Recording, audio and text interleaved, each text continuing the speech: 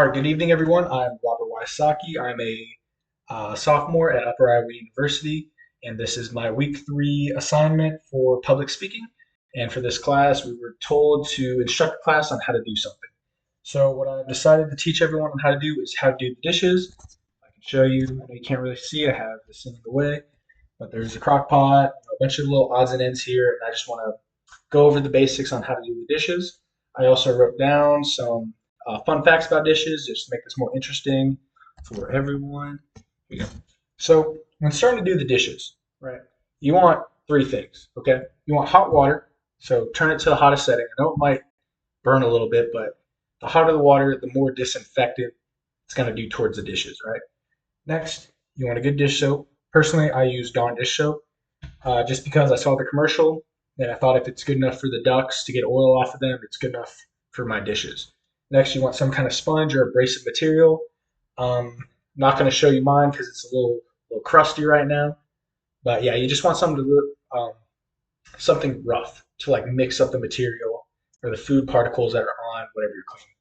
So to get started, personally, I like to turn the water on, get the sponge a little bit wet, just like so. Spray some soap of your choosing on. Doesn't have to be Dawn. It could be any kind of kitchen-related soap. Hopefully, it's not I don't know body wash or anything, but some form of kitchen soap. So for me, I like to start in and I work my way out. So this is a little like save for later leftover dish. I start on the inside first because that has the most amount of food particles. Then I work my way to the outside. So I just keep on scrubbing, make sure I get everything out, hit the back a little bit. And then once I get it where I think it's pretty clean, I rinse off all the soap and water or soap with water.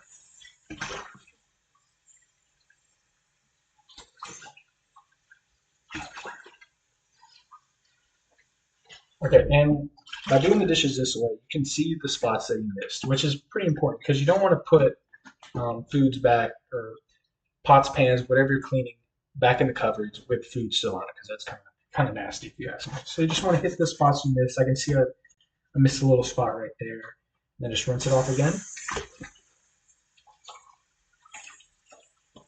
Make sure you get all the soap off of it as well, or else next time you're using the dish or pot, pan, whatever you are using, there's going to be a little bit of soap on there and it might not taste as good.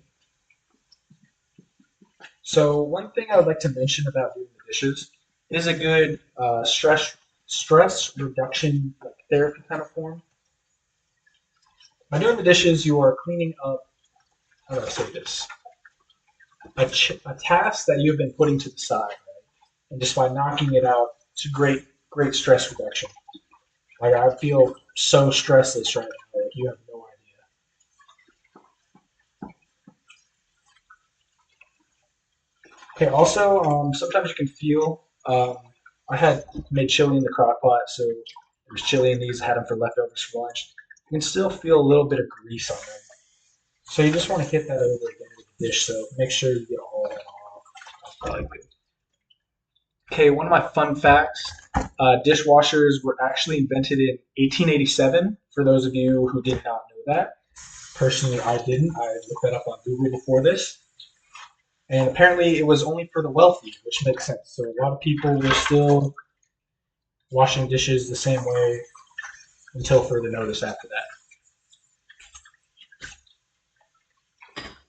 So for bowls, same way, start on the inside. I like to work my way on the outside when I'm done, just because there's more food particles on the outside or on the inside.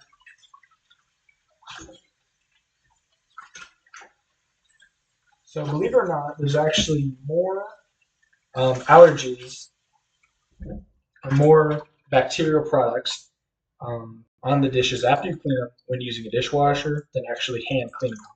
Because the dishwasher doesn't get to all the nooks and crannies that you may get while just scrubbing it with a sponge and soapy water.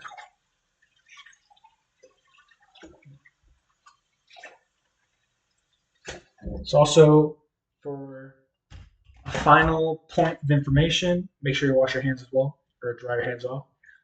Make sure you have something to dry the dishes. Personally, I have this little dishwashing tray and I have a little towel underneath just to absorb all the water.